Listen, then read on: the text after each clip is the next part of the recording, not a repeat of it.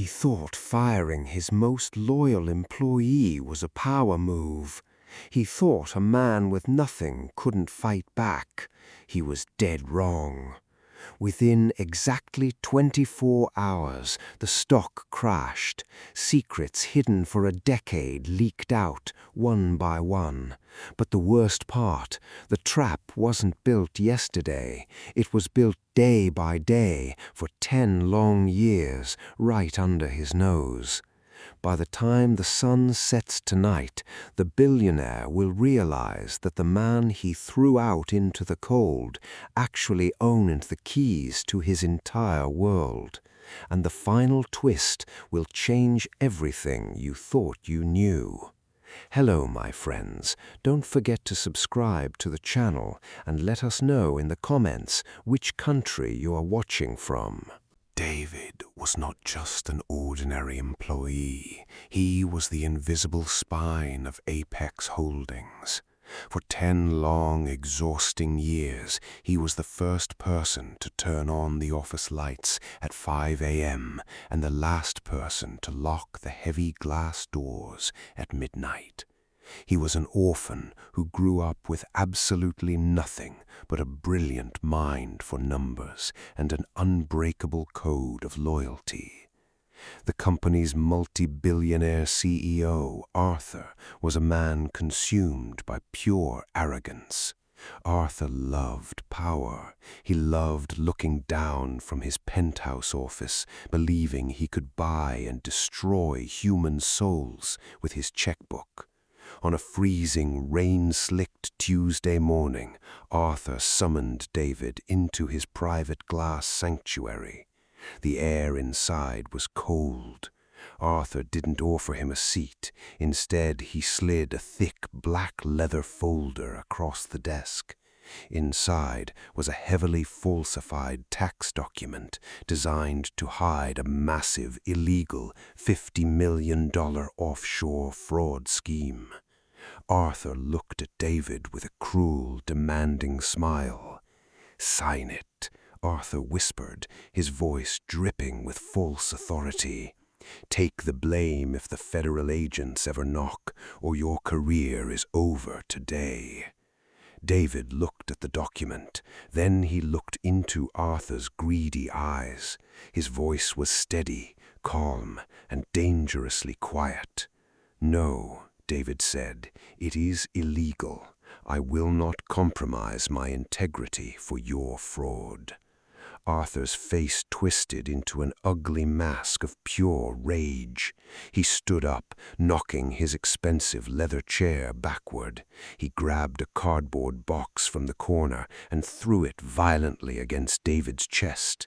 "You are fired," Arthur roared, his voice echoing through the entire floor. "You leave this building this very second with nothing. No severance pay, no letters of recommendation, no dignity. You came from the dirt, David, and I am sending you right back to the dirt. You are a nobody." David did not blink. He did not beg for his job, nor did he shed a single tear. He calmly picked up the box, placed his small family photo inside, and walked out of the glass office. 2 heavy security guards escorted him down the elevator, physically pushing him out into the freezing, pouring rain. Arthur stood at his massive floor-to-ceiling window, laughing arrogantly as he watched David get soaked on the sidewalk below. Arthur truly believed he had won.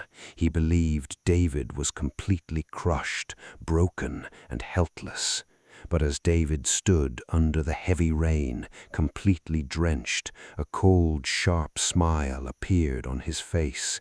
He reached into his wet pocket and pulled out a small military-grade encrypted flash drive. The security guards had checked his box, but they completely missed the one thing that actually mattered. For 10 years, David had not just managed files, he had built the entire digital infrastructure of Apex Holdings. Every server, every backup cloud, every hidden database was coded by his own hands. David knew Arthur was corrupt. He had predicted this exact day 5 years ago. The game hadn't ended. In fact, the real game had just begun. David walked through the storm toward a dimly lit internet cafe. The clock was ticking. Back inside the warm penthouse office, Arthur was celebrating his absolute dominance. He poured a glass of expensive water and immediately appointed his young, corrupt assistant to take over David's position. The fraudulent financial document was quickly signed using a forged digital signature, and Arthur felt completely invincible. He believed the world belonged to him. But at exactly 2 p.m., a strange, deep humming sound began to echo from the walls of the building. The massive server room down the hall was accelerating. The cooling fans were spinning at dangerous speeds. Suddenly, without warning, every single computer monitor in the entire corporate headquarters blinked twice. The glowing blue screens instantly turned into a deep, blood-red color. A large, bold message locked onto every single display. System lockdown. Protocol 9 activated. Arthur screamed for his chief IT specialists. They rushed into his office, their faces completely pale, sweat dripping down their collars. They frantically opened their laptops, desperately trying to bypass the lockdown code. They failed completely. The entire corporate network was encrypted with a 28-digit military-grade encryption key. No one could log in. No one could access client bank accounts. No one could transfer a single dollar out of the company. The IT director looked at Arthur with absolute terror in his eyes. "Sir," he stammered, his hands shaking violently on his keyboard, "the master encryption key is not on our servers. It is tied to an external physical hardware device. The person who has that device controls our entire digital existence. We are locked out of our own empire." Arthur's heart skipped a dangerous beat. David. It had to be David. His blood ran cold with rage. He angrily picked up his personal phone to call the police and demand David's immediate arrest for cyber-terrorism. But before he could even dial the emergency number, his phone buzzed violently with an urgent national news alert. Wall Street was in an absolute panic. An anonymous whistleblower had just uploaded a massive, highly organized file directly to the Securities and Exchange Commission servers. The file was not just random gossip. It contained thousands of pages of Arthur's personal bank statements, his secret tax evasion routes, and the exact coordinates of his illegal offshore accounts. The television on the office wall turned on automatically. The news anchor's grim voice filled the tense room.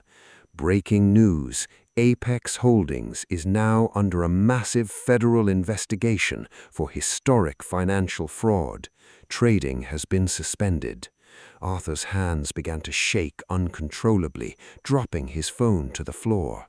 The shares of his multi-billion-dollar company were dropping by 5% every 10 minutes.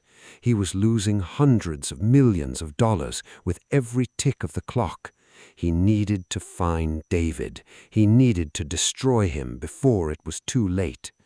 What Arthur did not know was that David was currently sitting in a highly secure private room across from the most powerful federal judge in the city. The federal judge sat in silence, carefully reviewing the thousands of pages of evidence David had placed on the large wooden table. Every single file was perfectly categorized.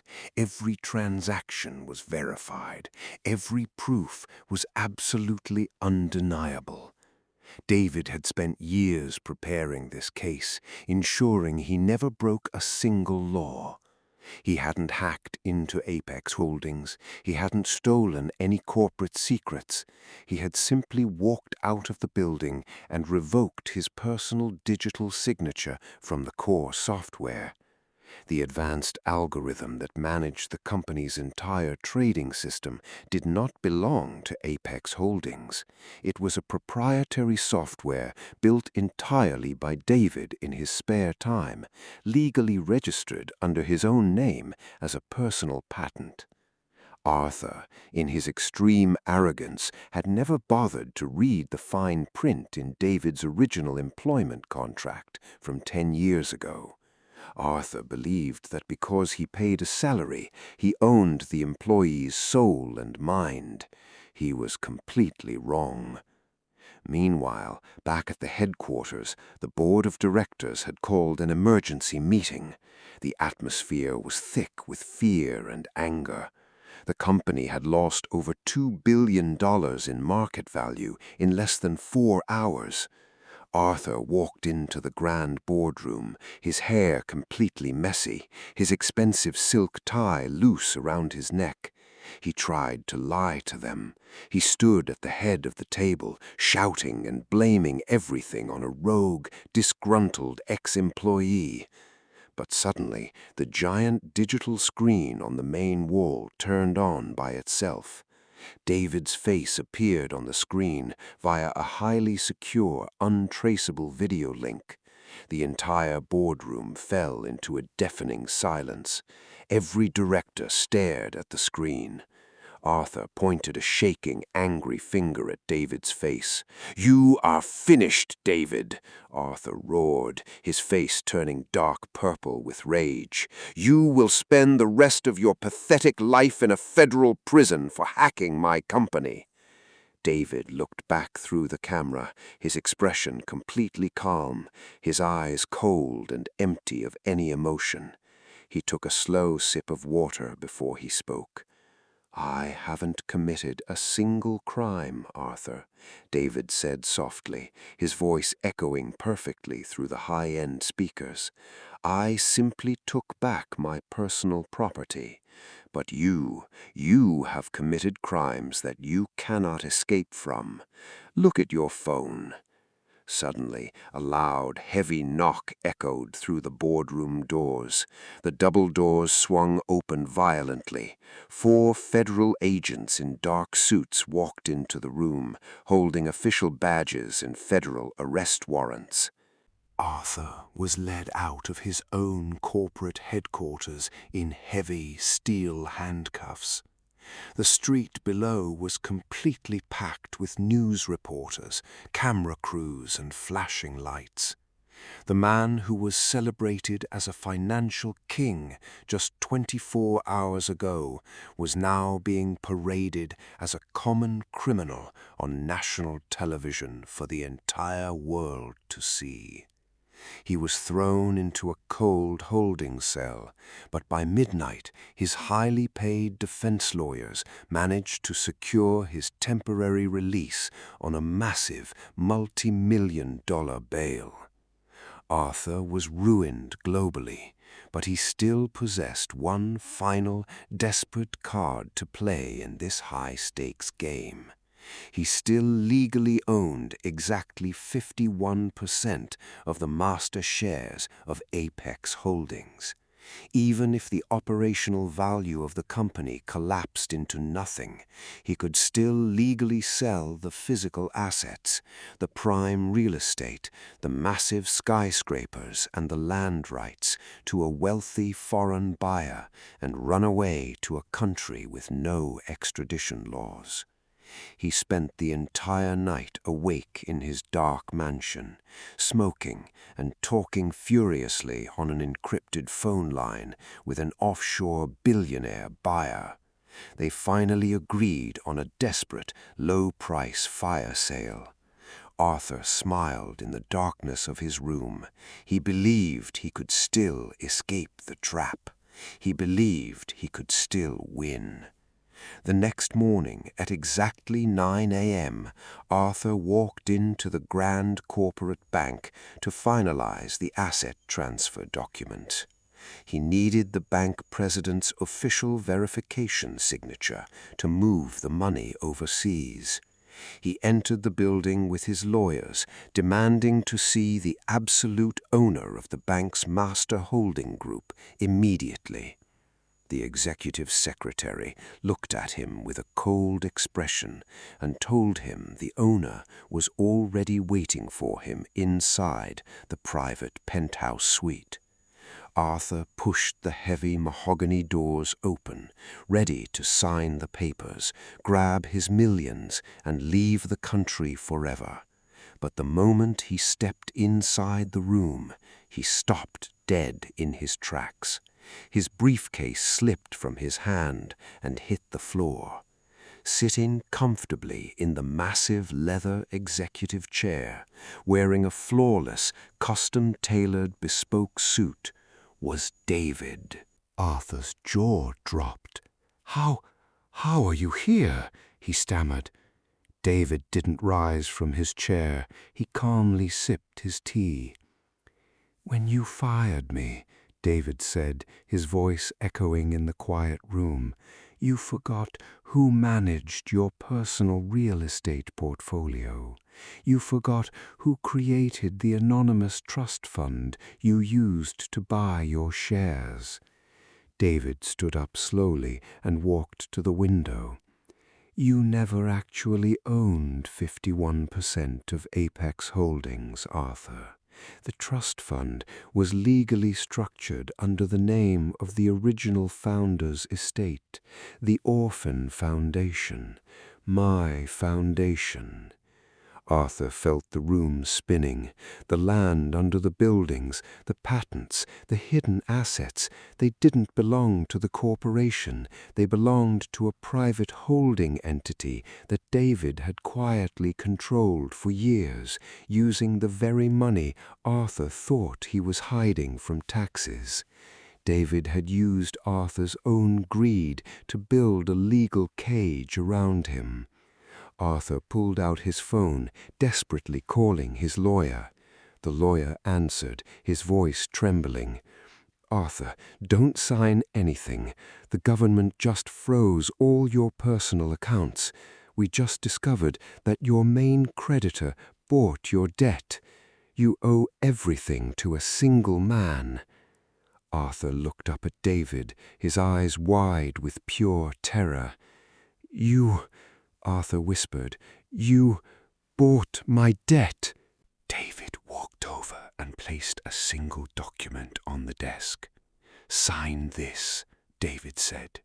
"It is a complete transfer of your remaining personal assets to the employee pension fund that you stole from last year. If you sign it, I will not press additional charges for the fraud you committed this morning. If you don't sign it, the federal prosecutors are waiting outside that door. You will spend 30 years in a maximum security prison." Arthur looked at the pen. His hands shook violently. He had no money left, no friends, no empire. His arrogance had completely blinded him. With a weeping sigh, Arthur took the pen and signed his name, destroying his own legacy forever. He walked out of the bank as a completely broken man, with nothing but a $1 bill in his pocket, the exact amount David had left him. David stood at the window, watching his former boss disappear into the city crowd. Justice was served. It wasn't violent, it wasn't loud. It was a cold, calculated mathematical equation. The orphan who was thrown into the rain now stood at the absolute top of the financial world. He turned around, smiled at his team, and said, "Let's build something honest."